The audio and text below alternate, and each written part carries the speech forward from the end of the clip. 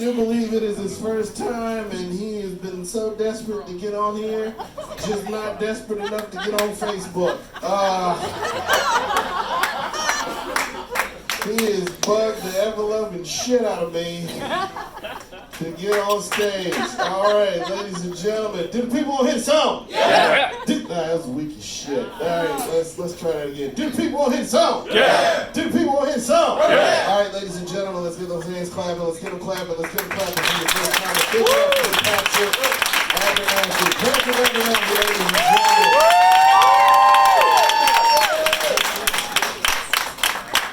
You can tell he's new. He brought friends.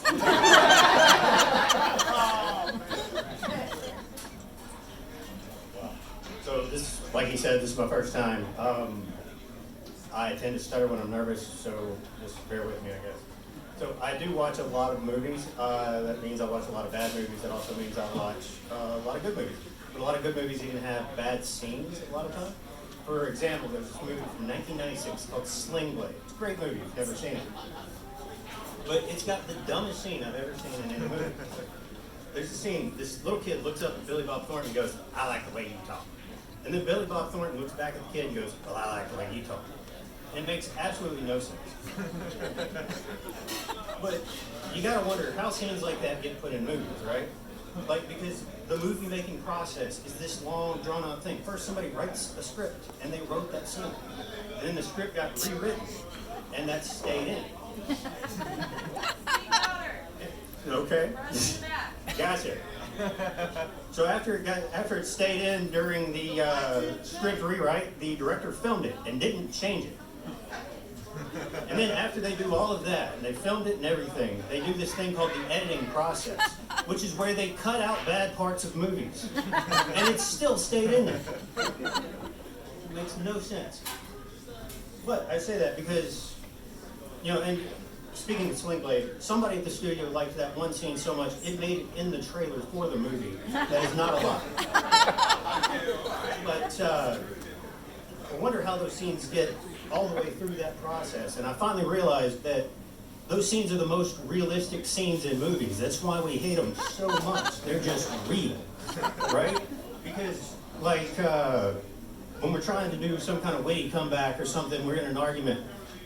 1 out of 10 times, it's pure gold. The other 9, we turn into Halle Berry from the X-Men. Yeah, well, do you know what happens to a toad when it gets struck by lightning?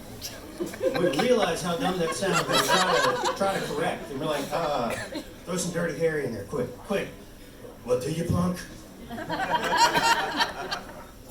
But, so I'm also a big fan of John Mulaney. He's one of my favorite comedians right now. If you're not familiar with his work, he's got a very different cadence, a very different way that he actually delivers his jokes. And the best way to describe him is he's like an articulate Donald Trump.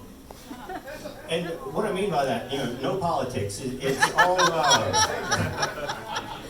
if he were to come out at the beginning of one of his sets, and you can watch any of his Netflix specials and pretend that he comes out and he says, "We've got a big show for you tonight. It's huge. It's going to be the biggest show you've ever seen." It absolutely fits with all of his material. You could see him actually opening his shows like that. Of course, because I'm a fan, I would love to meet him. But he seems equal parts egotistical and insecure, kind of at the same time. So I figure if I were to ever meet John Mulaney and say, "Hey, I'm a fan," his response to me would be, "Well, why are you a fan?" So what do you say to a comedian when they ask why you're their fan, right? Do you bring up a particular joke? Do you bring up a particular set? You know, he's very tall, he's a little short dude. I can appreciate that. But I think what I would have to do is I'd be like, "Well, sir, I like the way you talk." Thank you very much.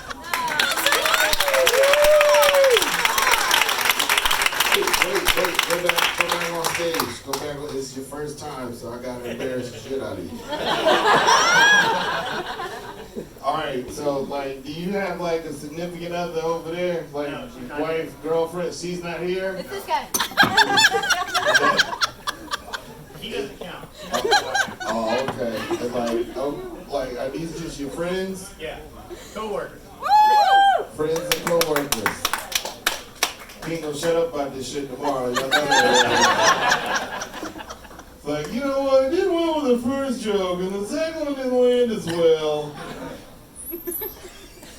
And then, like, he gonna try to keep coming out while he tries to get good, and then he might actually get good, and he be like, nah, I'm good. And then like, no, I got better. Like, just be prepared for that shit. Just, again, all the shit that he's willing to do to get up there, won't join Facebook. Ain't that some shit? Give it up for Patrick one more time, ladies and gentlemen. All right, ladies and gentlemen, we're gonna keep